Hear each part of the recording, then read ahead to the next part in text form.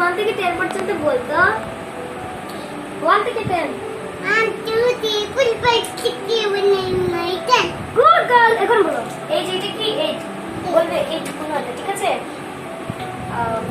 এই দেখো বলো কোনটা ওই তারা বলে দিতে না না তুই তুই দেখে নিছিস না হবে না এটা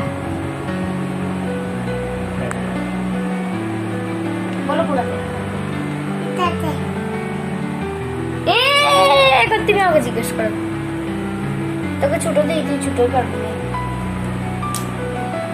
দেখি আমি দেখছি না আছে